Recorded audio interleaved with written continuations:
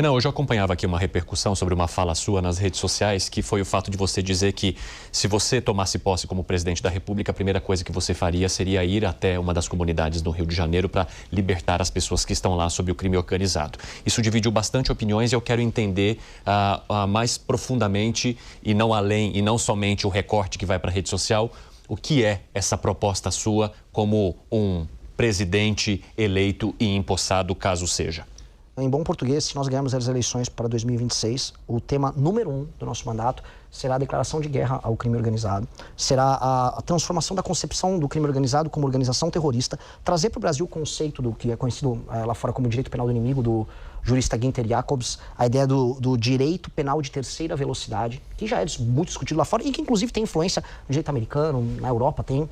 que é a ideia de você tratar alguém que recorrentemente comete crimes e que sequer aceita a lei pátria como sua lei, como um inimigo. Portanto, o direito tem que ser rápido com ele, as leis penais têm que ser rápido, o processo penal tem que ser rápido e as punições têm que ser muito duras. Mas aí você vai depender de outros poderes, né, nos quais você não teria influência. Naturalmente, mas se a população decidiu eleger um candidato de um partido nanico, que recém surgiu, e ele chegou à presidência da República, com certeza a campanha foi gloriosa. E esse será o tema principal desse mandato. E nesses 100 primeiros dias de mandato, que os presidentes da República costumam contar com o beneplácito institucional dos demais poderes para poder iniciar a sua agenda, eles já vão saber qual é a nossa agenda. Tanto que eu falei essa frase que é, no primeiro dia, o presidente da República tem que se encontrar junto com o seu governador, que espero que seja o...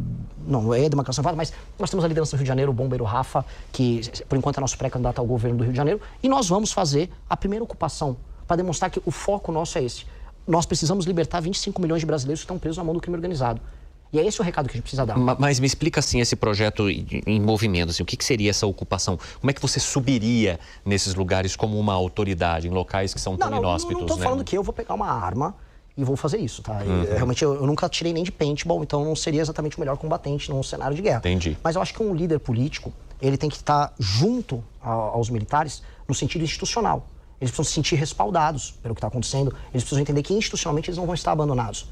Não adiantava nada. Ou quando o Temer fez aquela GLO, ele faz a GLO, nomeia um general e fica lá em Brasília olhando. A participação tem que ser próxima. E não pode ser uma participação também malandra, como foi a do Wilson Witzel, que desceu de helicóptero daquela vez. Esse tipo de coisa não pode acontecer, porque esse tipo de coisa desvaloriza uma ação que é muito nobre para os brasileiros, que é a retomada do próprio território e a libertação dessas populações. Então, em bom português, a gente precisa fazer uso das polícias, mas não só das polícias. Porque o crime organizado no Brasil hoje é uma instituição, vamos dizer, nacional. Ela está presente em todos os estados. Eu não vou conseguir resolver a questão carioca se eu não for para o Paraná ver a fronteira com o Paraguai, porque tem droga passando por ali. E também tem droga que vai passar por outros estados. Então, eu vou ter que ter uso da Força Aérea, a gente vai ter que fazer um trabalho de fronteira. É um trabalho multifatorial. E também tem que ter alterações nas leis penais, leis de processo penal, para você poder fazer esse enfrentamento. Esse tipo de enfrentamento, que é um enfrentamento geracional, porque representa, na minha geração, uma ruptura com as formas de pensar não só, vamos dizer, dos constituintes de 88, mas de quase todas as escolas de direito penal no Brasil, que pensam muito mais na ressocialização do que na punição, ela representaria essa mudança, uma mudança no enfoque e no enfrentamento. E uma coisa que é curiosa, eu comecei a tratar desse assunto nesses termos desde o ano passado, e desde então eu estou vendo outros pré-candidatos à presidência da República assim, repetindo ipsis literis do que a gente está falando. E é ipsis literis, eu vi o Caiado teve presente aqui. Então tá todo mundo te copiando? Eu sinto que sim, eu nunca vi... Eu vou fazer uma pergunta um pouco nessa linha, esse é um gancho. Pode aproveitar, já. O campo partidário da direita já está bastante congestionado, né? Você tem PL, PP, Republicanos, União Brasil, Novo, fora as siglas menores. O que o Missão pode trazer de diferente nesse campo da direita e o que te leva a crer que o eleitor, com tantas opções mais consolidadas, na direita mais centrão, na direita mais conservadora, na direita evangélica, na direita mais liberal, que é o caso do Novo, ao menos da parte econômica, o que o Missão pode trazer, o que te leva a crer que o partido pode realmente vingar, né? Prosperar nesse campo partidário da direita tão congestionado como está hoje? Se você perguntar para todos esses pré-candidatos, a única palavra que vai sair a única palavra que vai sair falando e ecoando o coração deles vai ser Bolsonaro. Se o Bolsonaro, e desculpa a provocação, entrar numa banheira hoje, todos os outros candidatos desses partidos eles vão morrer afogados. Eles estão no bolso do Bolsonaro, para ser claro. Todos eles falam que a primeira ação que eles tomariam quando ganhasse a presidência da República seria anistiar o Bolsonaro. Quer dizer, o Brasil cheio de problemas, a gente está partindo para um colapso das contas públicas para 2027, 2028, todo mundo sabe que vai ter esse colapso. A gente está, todo mundo agora eles falam em guerra contra o crime. Falando em guerra contra o crime, precisamos enfrentar o crime, vamos falar em desenvolvimento do Nordeste, vamos falar agora como a gente vai ter capacidade de negociar com a China, com os Estados Unidos, e todos eles correm para falar que a primeira ação que eles vão tomar é libertar o Bolsonaro. Porque, naturalmente, eles querem os votos do Bolsonaro. Eu não vejo nada de original no que eles falam. O Ratinho veio falar recentemente em guerra geracional e substituição geracional dentro da política brasileira, que é literalmente o nosso discurso. Eu fiquei curioso, um cara que está no partido do Kassab, que é uma das maiores velharias, um museu, o PSD, na Bahia, então, as oligarquias mais antigas, falando em renovação política via Ratinho Júnior. Eu olho, acho curioso, fico feliz, fico lisonjeado que ele está imitando as nossas ideias, mas eles não têm imaginação, eles não têm nada de novo. O que esses caras vão falar, por exemplo, sobre geração de classe média no Nordeste?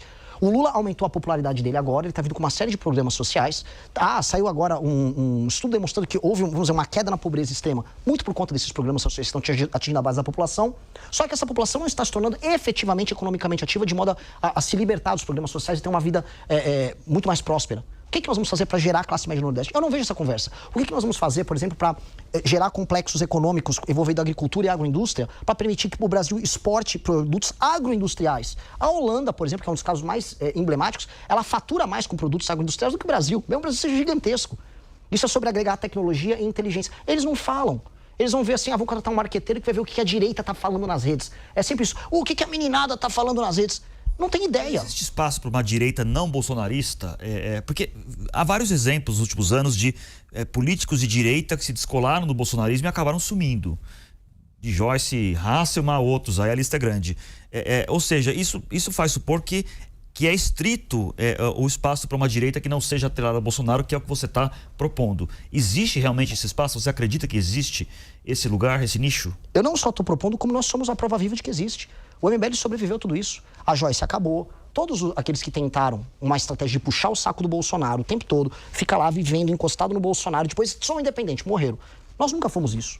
A única coisa que nós fomos favorável ao Bolsonaro foi no segundo turno da eleição de 2018. Tirando isso, vocês fazem cobertura política, vocês sabem disso. Já no começo de 2019, nossa relação já tinha ido para as cucuias com o Bolsonaro. Não tinha meio. Uma coisa era o quem votar a favor da Previdência, por conta da questão de responsabilidade fiscal que ele tinha. Outra é ser favorável a um governo que era muito ruim desde o início. Nós sempre fomos anti-Bolsonaro, no sentido de entendermos o Bolsonaro como um homem fraco e um traidor. E ele vem provando ser isso ao longo da sua história. Ele é muito persistente. Há uma resiliência em ser fraco, em ser traidor no Bolsonaro. Isso aí ninguém tira dele. É um mérito mesmo. O cara é resistente nisso. Dito isso, o que eu acho? Se você vai pegar as pesquisas de opinião sobre as intenções de voto dos bolsonaristas fiéis dentro do eleitorado mais jovem, o que você percebe é que ele vai raliando. O Bolsonaro é muito mais forte entre mais velhos do que entre mais jovens. Manifestação ontem na Paulista, se pegar a cobertura, eu fui ver. A idade média, mediana ali, 55 anos de idade. As pessoas eram mais idosas. O bolsonarismo hoje é um fenômeno etário e geracional, tal qual nós. Nós temos todo um campo a crescer. As pessoas mais novas não compram mais a ideia de que nós seremos salvos por um mito, porque ele, está lutando contra a ditadura comunista. Isso não soa crível para as gerações mais novas. São pessoas que viram o governo dele um governo fraco. A vida das pessoas não melhorou no governo Bolsonaro, como não melhorou no governo Lula também.